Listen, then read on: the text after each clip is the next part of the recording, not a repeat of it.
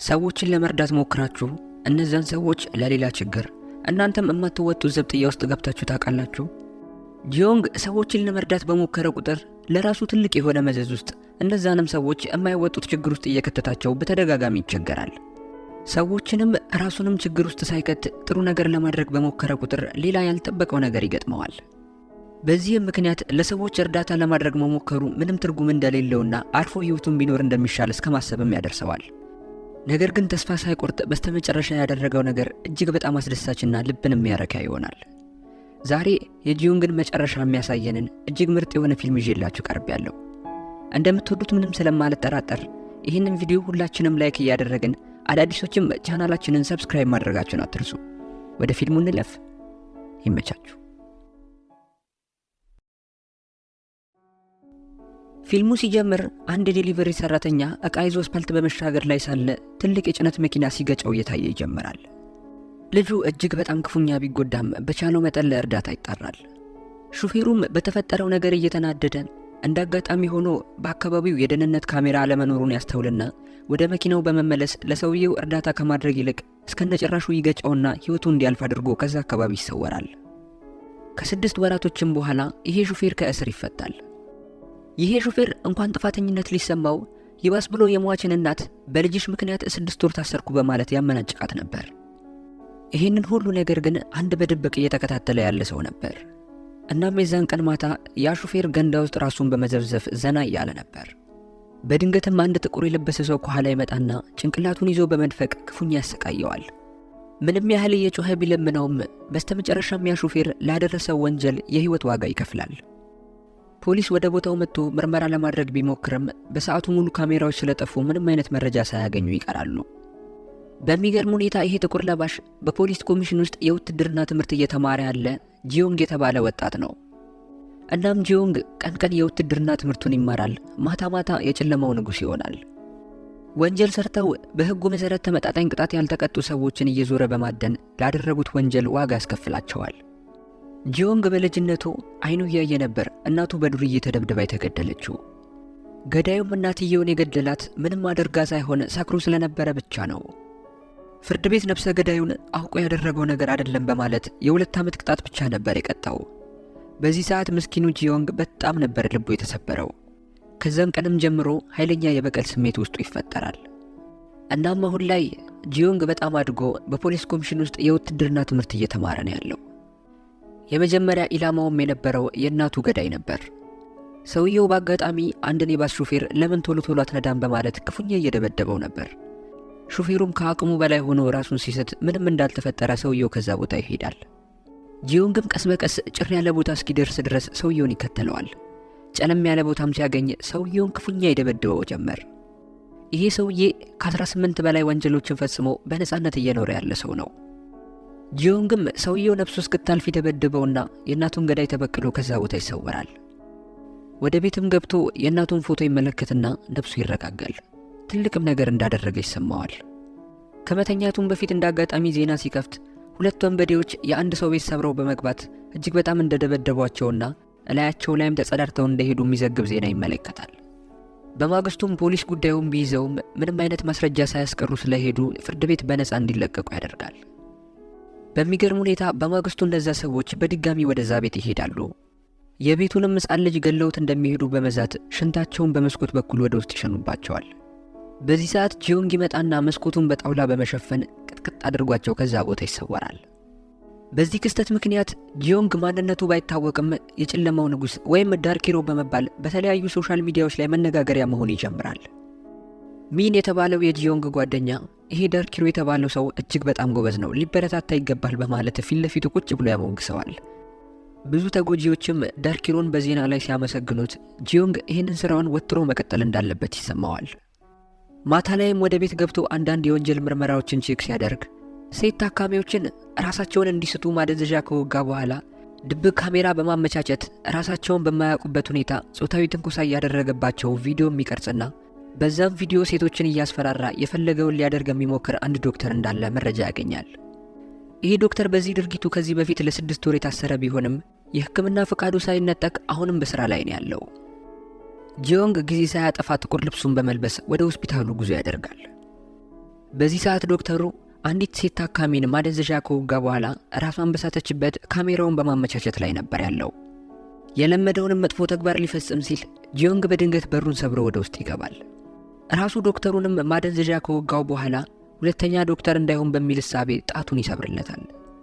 ይሄ ክስተት በድጋሚ የፖሊሶችን ትኩረት በጣም የሳበ ሲሆን ቾይ የተባለችም ጋዜጠኛ በዚህ ጉዳይ ላይ ዘገባ የመስራት ፍላጎት ያድርባታል። ቾይ ዳርኪሮ ትኩረት የሚያደርግባቸው ሰዎች ከዚህ በፊት ትላልቅ ወንጀሎችን የሰሩና ነገር ግን ተገቢውን ፍርድ ያልተሰጣቸው መሆኑን አስተውላለች። እሱም ነው ትኩረቷን በደንብ የሳበው። እናም በዳርኪሮ ላይ የሚያጠነጥን ትልቅ የሆነ ሾው ታዘጋጃለች። ፕሮግራሙም የብዙ ሰዎችን ትኩረት መሳብ ይችላል። ብዙ ሰዎች ዳርኪሮ በጭፍን እየተጓዘ በቀልን የሚያከናውን እንደሆነ ቢያስቡም ነገር ግን እሱ ራሱን አስተካክሎ ይቅርታ ለሚጠይቅ ሰው ሙሉ ለሙሉ ምህረት የሚያደርግ ሰው ነበር። ጋዜጠኛዋ ቾይ ዳርኪሮን ወጥመድ ውስጥ ለመጣልና ማንነቱን ለማጋለጥ አንድ ዮንግ የተባለ አዲስ ወንጀለኛን በሚዲያ ታጋልጣለች። ይሄ ወንጀለኛ አንዲት ሴት ምስኪን ተማሪ ላይ የመድፈር ወንጀልን ያከናወነ ሲሆን ነገር ግን ራሱን እንደ አእምሮ በሽተኛ በማስመሰል ለ7 ወር ብቻ ታስሮ የተፈታ ሰው ነው። ጂዮንግ ይህንን ባየ ሰዓት በጣም ነበር የተናደደው። የፖሊስ ኮሚሽኑ ዳታቤዝ ላይም በመግባት ስለዚህ ወንጀለኛ አንዳንድ መረጃዎችን ለማግኘት ይሞክራል። ትላንት በወጣው ዜና ምክንያት በጣም ብዙ የከተማው ነዋሪዎች ወደ ወንጀለኛው ያንግ ቤት በመሄድ ሰልፍ ይወጣሉ። እናም ሰልፈኞቹ የጮሁና ድንጋይ እየወረወሩ ዮንግን ሰላም ሲነሱት ዮንግ እስኪመሽ ይጠብቅና ከዛ አካባቢ ይሰወራል። ከአንድ አጎቱ ጋርም በመመሳጠር በወደብ በኩል ሊያመልጥ እንደሆነ የሚናገር የውሸት ዜና ያሰራጫሉ። ፖሊሶች ዜናው እውነት ስለመሰላቸው በፍጥነት ወደ ወደብ ሄደው ፍተሻ ማድረግ ይጀምራሉ። ሌሎቹ ፖሊሶች ተጠቂዋ ድጋሚ ጉዳት እንዳይደርስባት እሷን በመጠበቅ ላይ ይቆያሉ። ፖሊሶች በማግስቱም ሳይቀር ወደቡ ላይ ፍተሻ ሲያደርጉ ቢውሉም ምንም አይነት መረጃ ሳያገኙ ይቀራሉ። የሀገሪቷ ወደቦችን በጣም ብዙ ስለሆኑ ምናልባት በአንደኛው በኩል አምልጦ እንደሆነ ማሰብ ይጀምራሉ። ለተጠቂዋ ጥበቃ ሲያደርጉ ከነበሩት ፖሊሶች ውስጥ አንደኛው ቢሮ ተፈልጎ ይጠራል። እሱም ኃላፊነቱን ለጓደኛው ሰጥቶት ፎቁን ጥሎ እየወጣ ሳለ አንድ ዴሊቨሪ ሰራተኛ በሄልሜት ተሸፋፍኖ ወደ ፎቁ ሲገባ ጥርጣሬ ያድርበትና ዴሊቨሪ ሰራተኛውን ያደረገውን ሄልሜት እንዲያወልቅ ይጠይቀዋል። ሰውየውም ሄልሜቱን ከራሱ ላይ ከፍ ሲያደርገው ፖሊሱም ወንጀለኛው ዮንግ አለመሆኑን አስተውሎ እንዲገባ ይፈቅድለታል። ሰውየው ግን ወደ ፎቁ እንደገባ ዮንግ ከተደበቀበት በመውጣት ሰውየውን ክፉኛ የደበደበው ጀመር። የዴሊቨሪውንም ልብስ ከለበሰ በኋላ አይኑን አፍጥቶ ወደ ተጠቂዋ ቤት ይሄዳል። እናም ዮንግ በር ላይ የነበረውን ፖሊስ ካዘናጋው በኋላ የደበቀውን ጩቤ በማውጣት ክፉኛ ይወጋዋል። ተጠቂዋ ሴት ከውጭ የሚመጣውን የጩኸት ድምፅ ሰምታ ወደ ውጭ ስትወጣ ዮንግ ይይዛትና ክፉኛ ይደበድባት ጀመር። ፖሊሱ ክፉኛ የተጎዳ ቢሆንም ዮንግን እንደምንም እየያዘው ልጅቷን እንድታበልጥ ይነግራታል። በቻለችው መጠን ልትሮጥ ብትሞክርም ከዮንግ ግን ልታመልጥ አልቻለችም ነበር። እናም እቺ ምስኪን እንዳይገላት ብትማጸነውም ዮንግ እየተናደደ አንቺን ዛሬ ሳይሆን ያኔ የደፈርኩሽ ሰዓት ብገልሽ ኖሮ ዛሬ እንደዚህ ህዝብ እኔ ላይ ሰልፍ አይወጣብኝም ነበር በማለት ሊወጋት ልክ ጩቤውን ሲያዘጋጅ ኬት መጣ ሳይባል ጂዮንግ ይመጣና ጭንቅላቱን ብሎ ያስተኛዋል። በጣም ንዴት ውስጥ የነበረው ጂዮንግ ነፍሰ ገዳዩ ዮንግ ይቅርታ አድርግልኝ ብሎ እስኪለምነው ድረስ ክፉኛ ይደበድበዋል። በህይወት መኖር የሚፈልግም ከሆነ የይቅርታ ደብዳቤ አሁኑኑ እንዲጽፍ ነግሮት ይሄዳል። በሌላ በኩል ጋዜጠኛዋ ቾይ የዮንግ ትክክለኛ ፍላጎት ማምለጥ ሳይሆን እቺን ተጠቂ እስከ ወዲያኛው ሊገላት እንደሆነ ስታስተውል እየሮጠች ወደ ቦታው ትሄዳለች። ነገር ግን አርፍዳ ስለነበር የደረሰችው ጂዮንግም ከዛ ቦታ ሄዷል። ልጅቷም በህይወት መትረፍ ችላ ነበር። በማግስቱ የወንጀለኛው ዮንግ መሞት በዜናዎች ላይ ይሰራጫል። ይቅርታ አልጠይቅም በማለቱ ነበር ጂዮንግ ይህንን ለማድረግ የተገደደው። ፖሊሶች ምርመራ አድርገው የመጀመሪያ ተጠርጣሪ ያደረጉት ዳርኪሮን ነበር። ጋዜጠኛዋ ቾይም ስለ ግድያው አንዳንድ ዘገባዎችን ስላደረገች በህዝቡ ዙሪያ መነጋገሪያ ሆኖ ነበር። ፖሊሶችም የዳርኪሮን ጉዳይ በፍጥነት ለመፍታት የፖሊስ ኮሚሽኑ ፕሮፌሰር የሆነውን መርማሪ በዚህ ጉዳይ ላይ እንዲሳተፍ ይጠይቁታል። ፕሮፌሰሩም ዳርኪሮ እንዴት ፖሊሶች ምርመራዎችን እንደሚያካሂዱ ስለሚያውቅ ምርመራው ከባድ እንደሚሆንባቸው ይነግራቸዋል። በዚህ ሰዓት አንዲት ሴት ተማሪ በዛ በኩል እያለፈች ዳርኪሮን ላደረገው ነገር ሊያመሰግኑት እንጂ እንደ ወንጀለኛ ሊያድኑት እንደማይገባ ትነግራቸዋለች። በዚህ በኩል የነቾይ ቴሌቪዥን ጣቢያም ዳርኪሮን እንደ ትልቅ ጀግና ሳይሆን እንደ ወንጀለኛ ቲቪ ላይ መዘገባቸው እጅግ በጣም ትልቅ ተቃውሞን ያስነሳባቸዋል። ቾይ የዘገበችው ዘገባ ምን አይል ታይ የሚለው እንጂ ስለሚመጣባቸው ወቀሳ ምንም ግድ አልሰጣትም ነበር። እናም የዛኑ ቀን የሶስት ወንጀለኞችን ሪፖርት ትዘግብና ዳርኪሮ ቀድሞ የሚቀጣው የትኛውን እንደሆነ ለማየት ትጓጓለች። ሲዮ የተባለው ወንጀለኛ የድሮ ሴት ጓደኛው ቤት በመሄድ ምንም ሳታደርገው እሷንና ሁለቱ ልጆቿን ያለምንም ርህራሄ የገደለ ሰው ሲሆን በዚህ ውሳኔው ላይ ፖሊስ ምንም አይነት ቅጣት አልጣለበትም ነበር። እሱም ጓደኞቹ ጋር እየሄደ ሕግ እኔን ምንም አያደርገኝም እያለ ይጎርር ነበር። ጂዮንግም ጉዳዩ በጣም ያናድደውና ሲዮ ብዙ ጊዜ ወደሚያዘወትርበት አንድ መጠጥ ቤት በምሽት ይሄዳል። የመጠጥ ቤቱ ሴቶች ሊቀርቡትና ሊያናግሩት ይፈልጋሉ። ነገር ግን ጂዮንግ ትኩረቱ የነበረው ሲዮ ጋር ብቻ ነበር። አንደኛዋም ሴት ከሲዮ አደንዛዥ ዕፅ ለመግዛት ከሆነ የመጣኸውና በማለት ወደ አንድ ክፍል ይዛው ትሄዳለች። እጇ ላይ ያለውንም ዕፅ እያሳየችው ወደ አፏ ታስገባውና ወዲያው ትስመዋለች። ከትንሽ ቆይታ በኋላ ጂዮንግ እጅግ በጣም የድንዛዜ ስሜት ይሰማዋል። ከነበረበትም ብንን ሲል ያ ቀን አልፎ በማግስቱ ነበር ራሱን ያገኘው። እናም እነዛ ሁለት ምንም ሳያደርጉ የተገደሉ ምስኪን ልጆችንና ሲዮ አሁን ያለውን ሕይወት እያየ በጣም ይናደዳል። አንዳንድ ምርመራዎችንም ካደረገ በኋላ ሲዮ ዕፅ ከመሸጥ አልፎ ትኩረቱን የሚያደርገው ሕፃናት ልጆች ላይ እንደሆነና ከዚህም የሚያገኘውን ገንዘብ አንድ ራቅ ወዳለ ቤት ውስጥ ሄዶ እንደሚደብቅ ይደርስበታል። እናም ማታ ላይ የሲዮ መኪና ላይ አንድ ስልክ ቁጥር በመጻፍና እዛ ቁጥር ላይ እንዲደውል እንዲሁም እጁን እንዲሰጥ በማስጠንቀቂያ መልኩ አስቀምጦለት ይሄዳል። ሲዮም ወደ ጋርዶቹ በመደወል ስልክ ቁጥሩ የማን እንደሆነ እንዲያጣሩለት ይነግራቸዋል። እነሱም ስልክ ቁጥሩ የአሜሪካ የጸረ ዕፅ ቡድኖች እንደሆነ ሲነግሩት ሲዮ የዕፅ ማዘዋወር ስራው እንደተነቃበት በማሰብ ደንግጦ እየሮጠ ብር ወደሚደብቅበት ቤት ይሄዳል። ወደ ውስጥም ሲገባ ካዝናው ተከፍቶ ያስቀመጠውን ብር በቦታው አልነበረም። ወደ ውጪም ሲወጣ በቆሻሻ መንገድ ያገኘውን ገንዘብ ጂዮንግ ሊያቃጥልበት ጋዝ እያርከፈከፈ መሆኑን ይመለከትና ሊያስቆሙ እየሮጠ ወደሱ ሲሄድ ጂዮንግ በአንድ ቦክስ መሬት ላይ ይዘርረዋል። እናም ጂዮንግ ይቅርታ እንዲጠይቅ እድል እንደሚሰጠው ይነግረዋል። ሲዮ ግን መሬት ላይ የነበረ ፍልጥ አንስቶ ጭራሽ ሊጣለው ሲሞክር ጂዮንግ በጣም ይናደድና ክፉኛ ይደበድበዋል። በሰንሰለትም መሬት ላይ እየጎተተው ያለ ምህረት አንቆ ያንጠለጥለዋል። ሲዮም ይቅርታ እንዲያደርግለት ቢለምንም ጂዮንግ አሁን እንደረፈደ በመናገር ለአንዴና ለመጨረሻ ጊዜ ይሸኘዋል። ፖሊስ በማግስቱ የወንጀለኛውን ሬሳ ያገኛል። እናም በድጋሚ ዳርክ ሂሮ በፖሊሶች ዘንድ ኃይለኛ ርዕስ ይሆናል። ዳርክ ሂሮ በህዝቡ ዘንድ ቢወደድም ነገር ግን ፖሊሶች ሰዎችን መቅጣት የፖሊሶች ኃላፊነት እንጂ የእሱ ኃላፊነት እንዳልሆነ በመናገር ስራውን ያዋድቁበታል። ዳርክ ሂሮንም በፍጥነት ለመያዝ የክልሉ ፌዴራል ፖሊስ በጉዳዩ ላይ ይሳተፋል። የዚህ ፌዴራል ቡድን ዋና መሪ ካፕቴን ጆይሃን ይባላል። በስራው ብቻ ሳይሆን በጥንካሬም ማንም የማይደርስበት መኪና እንኳን ማንሳት የሚችል ኃይለኛ የሆነ ወታደር ነው። እናም ካፕቴኑ ወዲያው የሲዮን አንድ ባልደረባ ያገኘውና ስለ ሲዮ ይጠይቀዋል። ሰውየውም ጆይሃን ፖሊስ መሆኑን ሲያቅ ወዲያው ከዛ አካባቢ ሊያመልጥ ቢሞክርም ካፕቴን ጆይሃን ወዲያው ሰውየውን አንጠልጥሎ ይዘዋል። ሰውየው ከካፕቴኑ የሚቀርብለትን ጥያቄ ሳይመልስ ሲቀር ካፕቴኑ አንድ ቡጥ ያቀምሰዋል። ለመጨረሻ ጊዜም ከሲዮ ጋር አጠራጣሪ ግንኙነት የነበረ ሰው ካለ እንዲነግረው ሲጠይቀው ሰውየው አሁንም ራሱን ለመከላከል ደብቆት የነበረውን ጩቤ ያወጣዋል። ካፕቴኑም ትዕግስቱ ሲያልቅ ከፎቅ ላይ ወደ ታች ያንጠለጠለውና የጠየቀውን እንዲመልስለት ይነግረዋል። ሰውየውም ሲዮ ለመጨረሻ ጊዜ የጸረ ዕፅ ቡድን ተቆጣጣሪዎችን ስልክ ቁጥር ልኮለት የማን እንደሆነ አጣራ ብሎት እንደነበር ይነግረዋል። ይሄ መረጃ ምንም ጥቅም ስለሌለው ካፕቴኑ በጣም ይናደዳል።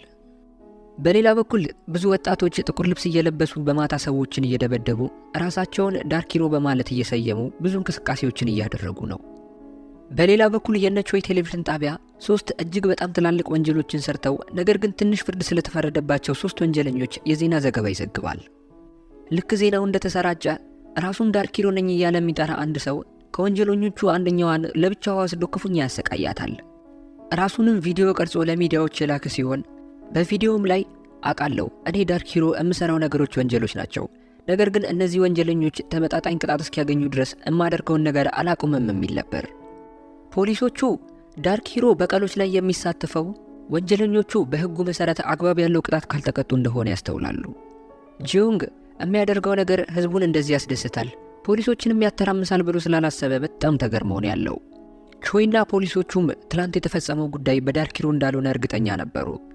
ምክንያቱም ምንም ያህል ተግባራቸው ቢመሳሰል ዳርክ ሂሮ ሕፃናቶችና ሴቶችን እንደማይነካ በደንብ ያውቁ ነበር።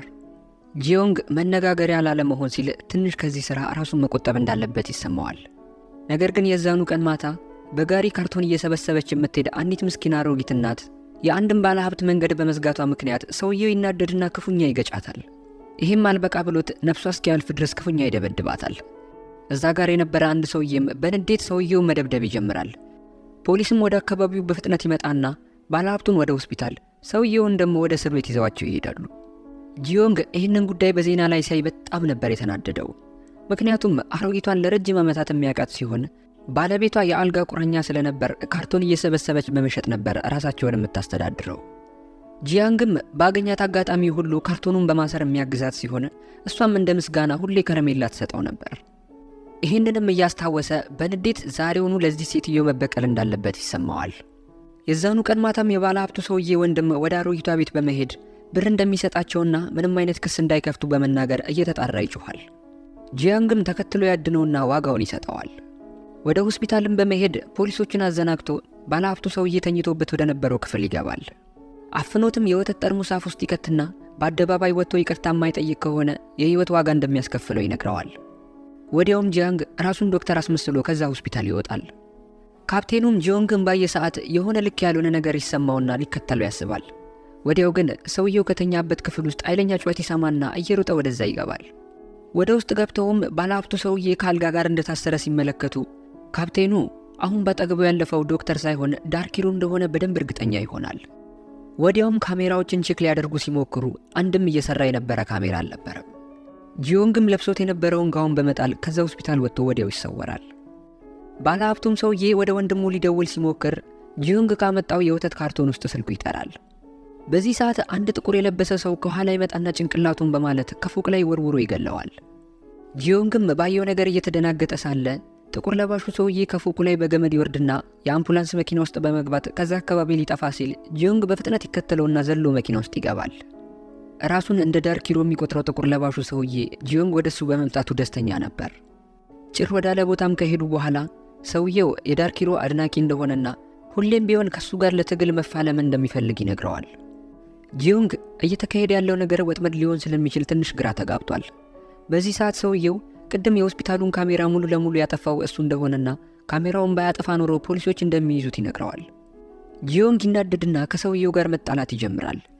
እሱ ለፍትህ ብሎ እያደረገ ባለው ጉዳይ ላይ ይሄ ሰውዬ መጥቶ ባለሀብቱን ስለገደለውና ጉዳዩ ወደ ወንጀል ስለተቀየረ ነበር በጣም የተናደደው።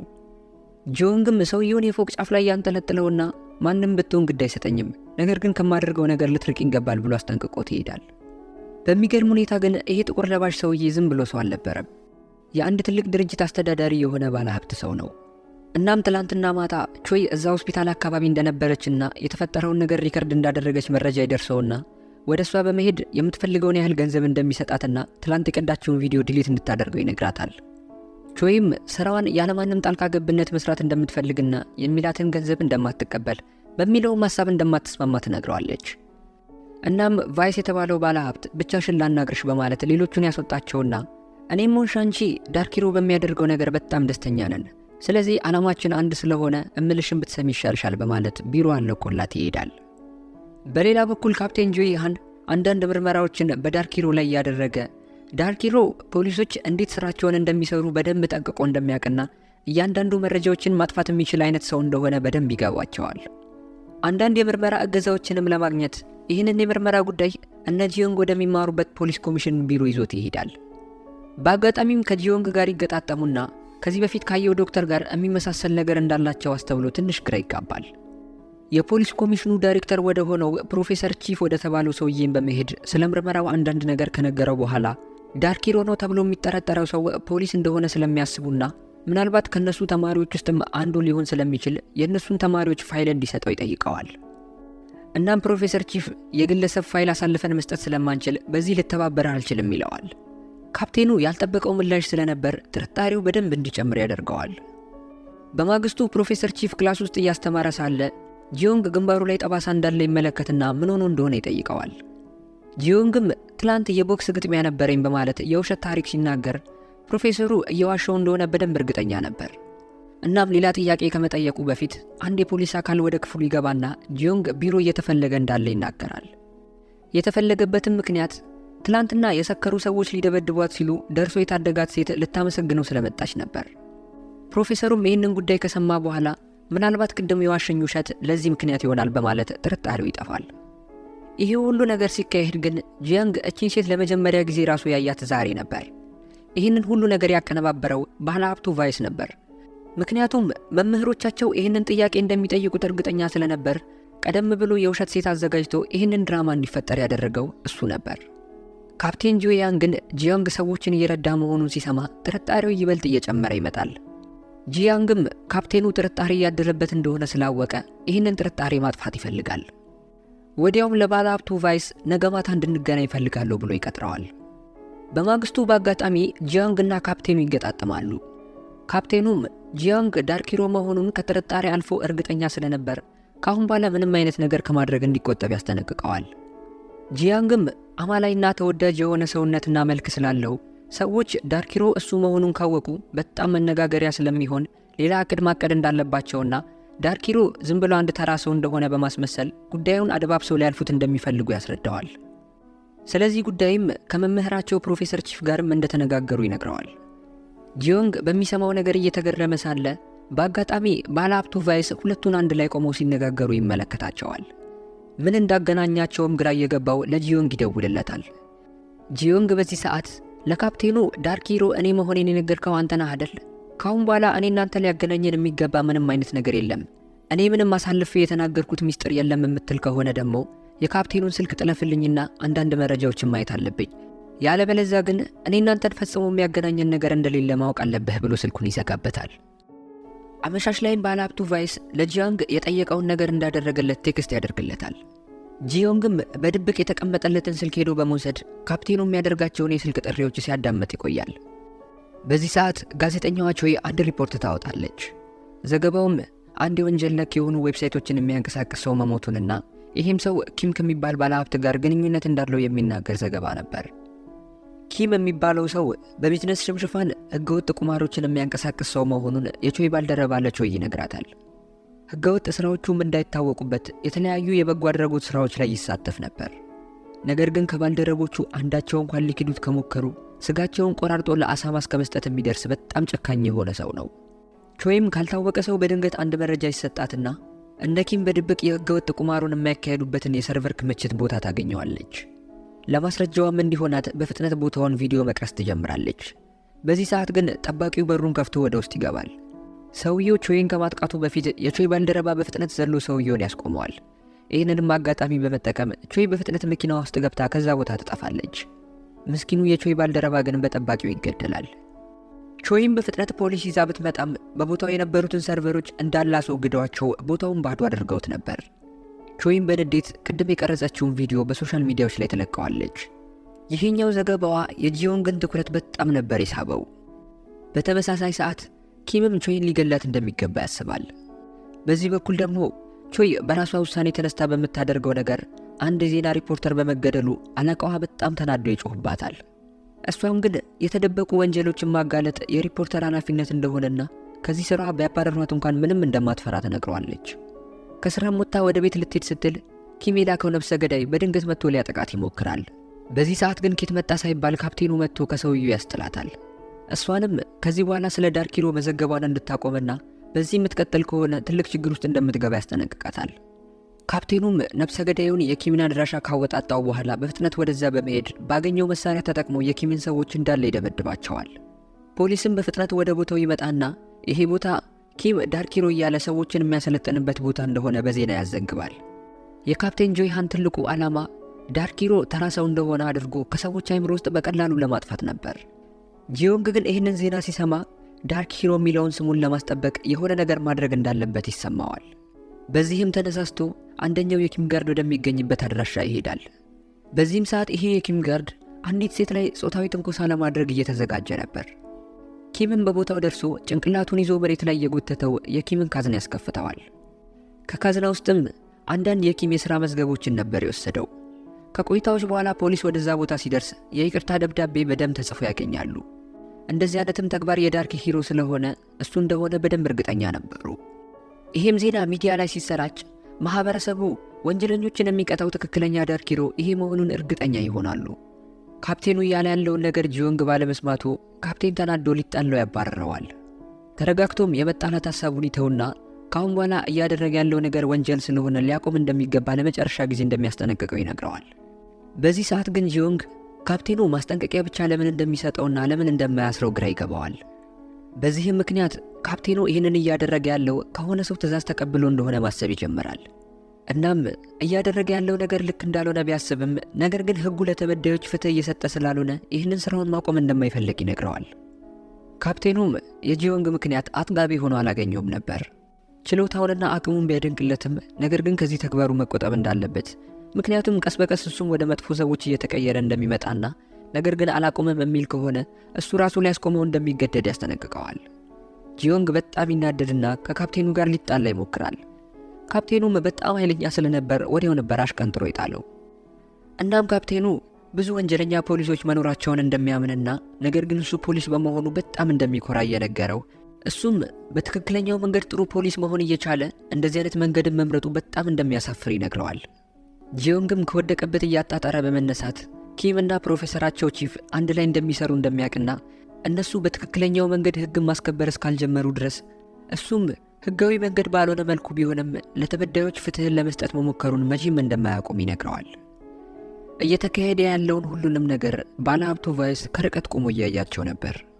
ጂዮንግም ተጎድቶ ስለነበር ወደ ሆስፒታል ያደርሰውና ጂዮንግ በተኛበት እሱን የበደሉትን ሰዎች እንደሚበቀልለት ቃል እየገባለት ፎቶ ተነስቶ ከዛ ቦታ ይሄዳል። በሌላ በኩል ፕሮፌሰር ቺፍ በዳርክ ሂሮ ጉዳይ ላይ ምንም አዲስ ነገር ሊኖር ስላልቻለ በንዴት ካፕቴን ጂዮንን ከሥራ ያባረረዋል። ነገር ግን ካፕቴን ጂዮን ተስፋ ሳይቆርጥ ከዚህ በፊት ይዞት የነበረውን የኪም ጋርድ አፈላልጎ በማግኘት አሁንም የተለያዩ መረጃዎችን ለማግኘት ይሞክራል።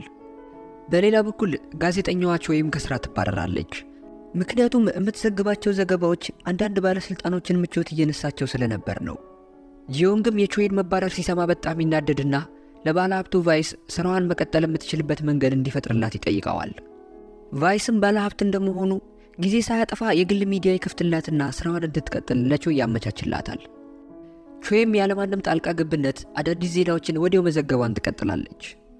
የቀጥታ ስርጭት ላይም እያለች የሆነ ነገር ከተፈጠረ ያለምንም ጥርጣሬ ግድያ እንደሚሆንና እየሰራች ያለችውም ፍትህን ለማስቀጠል ስለሆነ ሊያበረታቷት እንደሚገባና ከዳርክ ሂሮም ጎን ሊቆሙ እንደሚገቡ ትናገራለች። ጂዮንግም ከሆስፒታል እንደወጣ ከኪም የሰረቀውን መዝገብ እያገላበጠ ኪም እና ፕሮፌሰራቸው ቺፍ ግንኙነት እንዳላቸውና በቤተ ክርስቲያን ስም እያሳበቡ ገንዘቦችን እንደሚያሸሹ አንዳንድ መረጃዎችን ያገኛል። የዛኑ ቀን ማታም ጂዮንግ የቤተ ክርስቲያኑ መሪ ያግተውና የገንዘብ ልውውጦችን መዝገብ የያዘ አንድ ፍላሽ አስገድዶ ይቀበለዋል። ፍላሹንም ቼክ እያደረገ ሳለ በድንገት የሆነ ሰው በድብቅ እየተከታተለው መሆኑን ያስተውልና ወዲያው ተነስቶ ሰውየውን ያባረረዋል። ከብዙ ማባረርም በኋላ ሰውየው ላይ ይደርስበታል። ሰውየውም ምንም መጥፎ ነገር እንዳላሰበና የዳርክ ሂሮ አድናቂ ስለሆነ ከሱ ጋር መስራት እንደሚፈልግ ይነግረዋል። ጂዮንግም በዚህ ሰዓት በእውነቱ አሁን ላይ እርዳታ እንደሚያስፈልገው ነገር ግን ከሱ ጋር አብረው መስራት የሚችሉት ፊቱ ላይ ያደረገውን ጭንብል አሁኑኑ ካወለቀ እንደሆነ ይነግረዋል። ሰውየውም ሳያንገራግር ፊቱ ላይ ያለውን ጭንብል ሲያወልቀው እስካሁን አብሮት እየሰራ ያለው ባለሀብቱ ቫይስ ሆኖ ይገኛል። ጂዮንግም ካሁን በኋላ ያለውን ነገር ሁሉ ዝርግፍ አድርጎ በመናገር ከሱ ጋር አብሮ መስራት እንዳለበት ይወስናል። እናም ቀጠል አድርጎ ለቫይስ ቀጣዩ እቅዳቸው ሊሆን የሚገባው እሱ ሄዶ ፍለሹን ሊያጋልጡ እንደሚገባ ለፓስተሩ ማሳመን እንዳለበትና ቫይስ ደግሞ ሄዶ ፍለሹን ለቾይ እንዲሰጣትና ቾይ ሚዲያ ላይ ያለውን ነገር ሁሉ እንድታወጣ ይነግረዋል። ነገር ግን ቫይስ ይህንን ሐሳብ እንደ ቀልድ መቀበል አልፈለገም። ምክንያቱም እነ ኪም ወንጀላቸው ከተጋለጠ ጂያንግን ያለ ጥርጣሬ እንደሚገሉት ይነግረዋል። ነገር ግን ጂያንግ ሁሉንም ኃላፊነት እንደሚወስድና ምንም ችግር እንደሌለው ለቫይስ ያስረዳዋል። በማግስቱ ጂያንግ ወደ ፓስተሩ ቢሮ ቢሄድም ፓስተሩ የነ ኪምን ወንጀል ለማጋለጥ ፈቃደኛ ባለመሆኑ ተናዶ ደብድቦ ፓስተሩን ይገለዋል። የፓስተሩ መሞትም በየዜናዎች ላይ ይዘገባል። ፕሮፌሰር ቺፍ ይህንን በሰማ ሰዓት ቀጣይ የሚገደለው እሱ መሆኑን እርግጠኛ ስለነበር በጣም ይደነግጣል። ወዲያውም ደውሎ ለኪም የተፈጠረውን ነገር ሲነግረው ኪምም ጂዮንግን ቾይንና ካፕቴኑን ጨምሮ በዚህ በ5 ቀን ውስጥ እንደሚያስወግዳቸው ቃል ይገባለታል። በሌላ በኩል ባለሀብቱ ቫይስ ከጂዮንግ የተቀበለውን ፍላሽ ለቾይ ይሰጣታል። እሷም ቀጥታ ስርጭት ላይ ገብታ ኪም የገደላቸውን ሰዎችና የሚሰራቸውን ወንጀሎች መዘርገፍ ትጀምራለች። በድንገት ግን ካፕቴን ጆይሃን ይመጣና ያስቆማታል። እያደረገች ያለችው ነገር የዳርክ ሂሮን ሥራ እያበረታታችና ሰዎችም እሱን እንዲደግፉት እያደረገች ስለሆነ ይሄ በጣም አደገኛ እንደሆነና ልታቆም እንደሚገባ ይነግራታል። ነገር ግን ቾይ መቼም እንደማታቆም ስትነግረው ካፕቴን ጆይሃን ይናደድና ጥሏት ይወጣል። ልክ ወደ መኪና ውስጥም እንደገባ ኪም የላከው ነፍሰ ገዳይ ሊያጠቃው ይሞክራል። ገዳዩ በጣም ጠንካራ ቢሆንም እንደምንም ካፕቴኑ የበላይነት ያገኛል። ከመኪናውም እንደወረዱ ሌላ ነፍሰ ገዳይ ተጨምሮ ለሁለት ሊገሉት ይሞክራሉ። ካፕቴኑ ምንም ያክል ጎበዝ ቢሆንም ካላቸው መሳሪያ አንጻር ሁለት ሆነውበት ምንም ሊከላከላቸው አልቻለም ነበር። በስተመጨረሻ ግን ኬት መጣ ሳይባል ጂዮንግ መጥቶ ዋጋቸውን ሰጥቷቸው ካፕቴኑንም ወደ ሆስፒታል ያደርሰዋል። ጉዳዩ የፖሊሶችን ትኩረት አግኝቶ በየዜናዎች ይሰራጫል። ባለሀብቱ ቫይስም ካፕቴኑ ጂዮንግን ሊያስቆመው እየሞከረ ሳለ ጂዮንግ ግን ዛሬ የእሱን ሕይወት መታደጉ ለምን እንደሆነ ግራ ይገባዋል። የጂዮንግ ሀሳብ ግን ካፕቴኑ በጣም ጎበዝ ሰው ስለሆነ እሱንም ወደ ዳርክ ሂሮ ሊቀይረው ስለሚፈልግ ነበር። በማግስቱ ኪም ወንጀል የሚሰሩባቸውን የዳታ ሰርቨር ኮምፒውተሮች እንዲቀያየሩት ለጋርዶቹ መልእክት ይልካል። ከመቀየራቸው በፊት ግን ጂዮንግ ይደርስና መውሰድ ያለበትን ዳታ ሰርቨር ይወስዳል። ቾይም ሰውን ለማረጋጋት የተነሳው እሳት በስራ ላይ ያለው የተነሳ እንደሆነና አደጋ እንዳልሆነ ተዘግባለች። ነገሮች ወደ ኪም እየተቀሳሰሩ በመሆናቸው ፖሊሶች ኃይለኛ የሆነ ትኩረት ኪም ላይ ያደርጋሉ። ኪምም በፍጥነት ወደ ፕሮፌሰር ቺፍ በመሄድ ከዚህ ጉድ እንዲያወጣው ያለበለዚያ ግን አብረው የሰሩትን ወንጀል እንደሚያጋልጥ ያስጠነቅቀዋል። ነገር ግን ፕሮፌሰር ቺፍ ምንም አልደነቀውም ነበር። ቀድሞ ከፖሊሶች ጋር ስለተስማማ ቢበዛ እሱ 3 ወር ብቻ እንደሚታሰር፣ ነገር ግን ኪም መቀመቅ እንደሚወርድ እየሳቀ ይነግረዋል። ፕሮፌሰሩ ቺፍ ከኪም ጀርባ ሴራ እየጠነሰሰ እንደነበር አርፍዶ ስለተረዳ ኪም በጣም ይናደዳል። በዚህም ንዴት ቾይን አግቷት በማስገደድ የዳርክ ሂሮን አድራሻ እንድትነግረው ሊያስገድዳት ያስባል። በሌላ በኩል ጂያንግ ከአንድ ወንበዴ ቡድን የተቀበለውን ገንዘብ ለአንድ የማደጎ እርዳታ ድርጅት ሄዶ ይሰጣል። ይሄ የደግነት ሐሳቡ ግን ትልቅ ችግር ይዞበት መጣ። በማግስቱ የዛ ማደጎ ድርጅት ባለቤት በነዛ ወንበዴዎች ምክንያት ትገደላለች። ይህም ክስተት ኪም እሱን ወጥመድ ውስጥ ሊጥለው እያደረገ ያለ ክስተት እንደሆነ በደንብ ይገባዋል። ወዲያውም ለባለ ሀብቱ ቫይስ ይደውልና ሌሎች ንጹሐን ከመገደላቸው በፊት የሆነ ውሳኔ ማድረግ እንዳለባቸው ይነግረዋል። በሌላ በኩል ቾይ ቢሮ ውስጥ ቁጭ ብላ የኪም ሰዎች ሊያግቷት ወደ ቢሮዋ እየገቡ እንደሆነ በካሜራ ውስጥ ትመለከታቸዋለች። ወዲያውም ድብቅ ካሜራ አስቀምጣ የሚያደርጉትን ነገር በላይቭ ብሮድካስት ታሰራጨዋለች።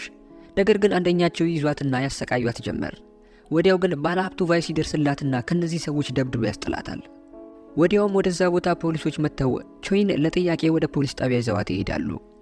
የቾይን ላይቭ ስርጭት አይቶ ወደዛ ቦታ የመጣው ጂያንግ ቾይ ደህና መሆኗን ሲያይ ወዲያው ይረጋጋል።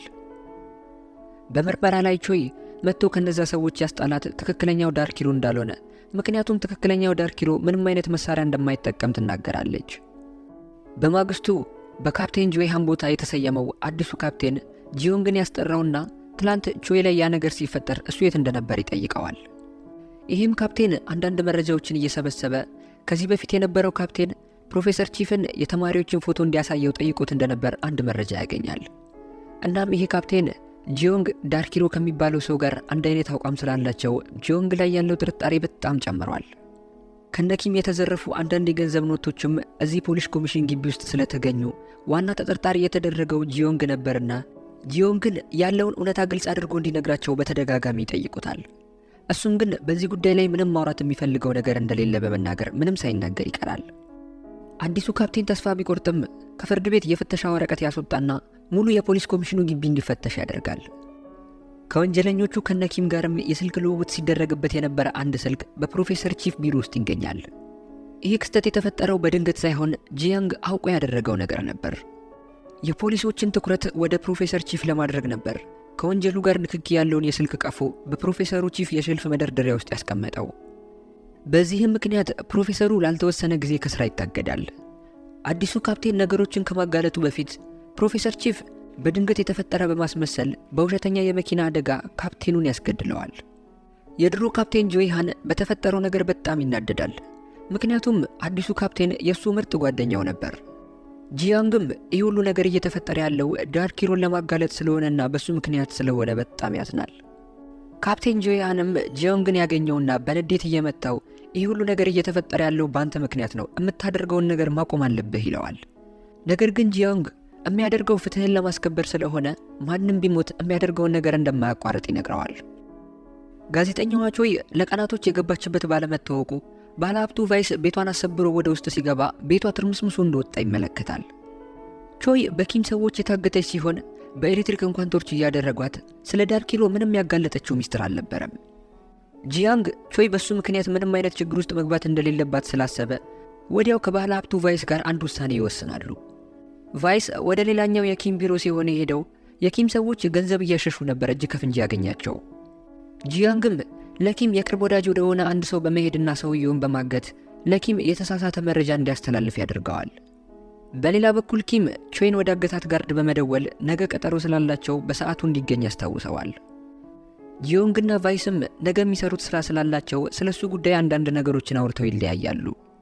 ጂዮንግም ወደ ቤት እየገባ ሳለ ጓደኛው ሚን ያገኘውና ሰሞኑን ከክላስ መቅረት እንዳበዛ ትኩረትም እያደረገ እንዳልሆነና አመሉ እየተቀያየረ ስለሆነ ምን ሆኖ እንደሆነ ይጠይቀዋል። ነገር ግን ጂያንግ ምንም ባለመመለሱ ጓደኛው ላስጨንቅህ አልፈልግም፣ ነገር ግን ከክላስ አትቅር ብሎት ከዛ ቦታ ይሄዳል። በማግስቱ ኪም በስብሰባቸው ቀጠሮ መሰረት እጅግ በጣም ብዙ ጋርዶችን አስከትሎ ወደ ቦታው ይሄዳል። ኪም ለደህንነቱ በጣም ስለሚሰጋ ሙሉ የፎቁን ሰራተኛ አስወጥቷቸው በራሱ ጠባቂዎች ይቀይራቸዋል። በአካባቢውም ለየት ያለ ሰው እየተከታተሉ ሳለ ጂያንግ ጥቁር በጥቁር ልብሱን ለብሶ ወደዛ ቦታ ሲመጣ ኪም በፍጥነት እንዲይዙት ለጋርዶቹ መልእክት ይልካል። ነገር ግን ወዲያው በሴኩሪቲ ካሜራ ላይ በጣም ብዙ ጥቁር ልብስ የለበሱ ሰዎች ይታያሉ። ነገሩን ሲያጣሩ እዛው አካባቢ አንድ የዘፈን ፓርቲ እንደተዘጋጀና እዛ ፕሮግራም ላይ ጥቁር ልብስ ለብሳችሁ ነው ስለተባለ ሁሉም ሰው ጥቁር ልብስ ለብሶ እየመጣ እንደሆነ ይገባቸዋል።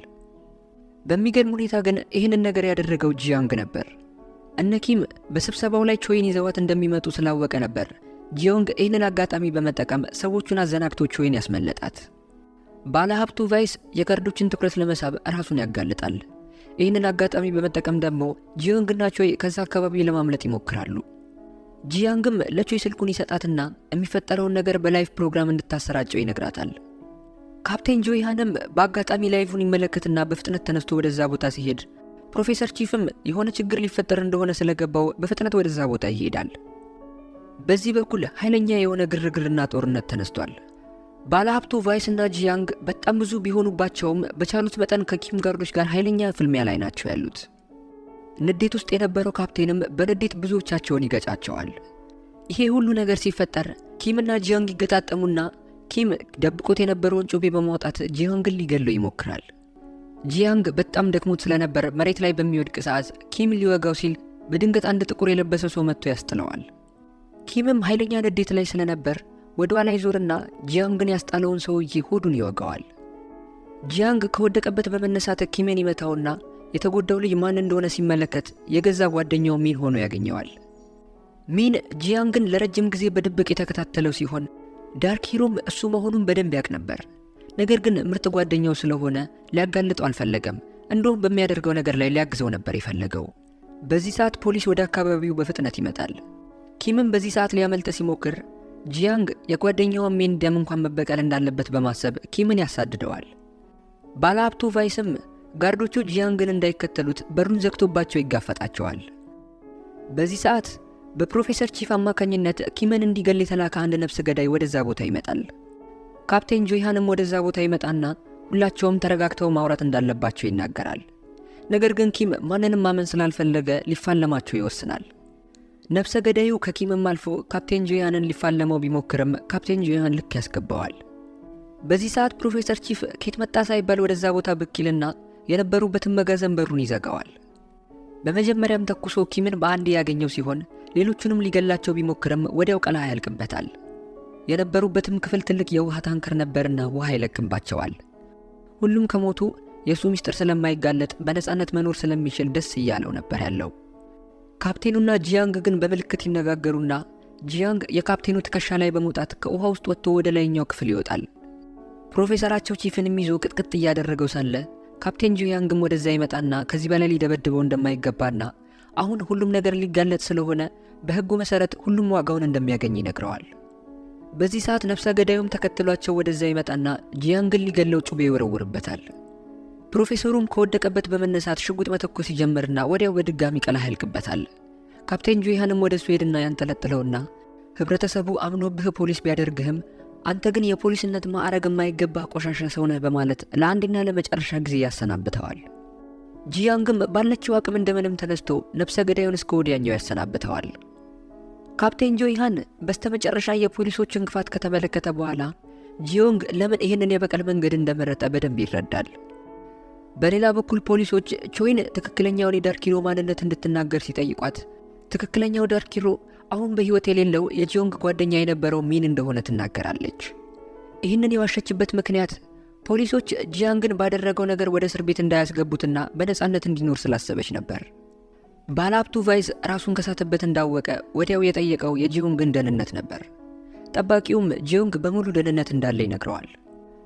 አሁን ላይ ሁሉም ነገር በሰላም የተጠናቀቀ ቢመስላቸውም ነገር ግን ፖሊሶች ፕሮፌሰር ቺፍ ወንጀለኞችን በማደል ላይ ህይወቱን እንዳጣና ለዚህ ሀገር ትልቅ ውለታ ውሎ እንዳለፈ በመናገር የውሸት ዘገባቸውን ሲዘግቡ ጂያንግ ይሰማና በጣም ይናደዳል። ከቀናቶችም በኋላ በፖሊስ ኮሚሽኑ አካዳሚ ውስጥ ያሉ ተማሪዎች ለምረቃ ይደርሱና ሁሉም እጃቸውን አንስተው ሀገራቸውን በአግባቡ ሊያገለግሉ ቃል ሲገቡ ጂዮንግ ግን አሁንም በቀሉን እንዳልጨረሰ ስለተረዳ እጁን ሳያነሳ ሲቀር እያየ ነው። ፊልማችን በዚህ ይጠናቀቃል።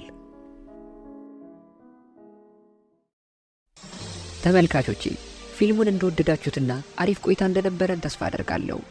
ያላችሁን ሐሳብና አስተያየት በኮሜንት እያስቀመጣችሁልኝ አዳዲሶች ቻናላችንን ሰብስክራይብ፣ ይህንን ቪዲዮ ሁላችንም ላይክ ማድረጋችንን አንርሳ። በቀጣይ በምርጥ ፊልም እስከምንገናኝ ሰላም።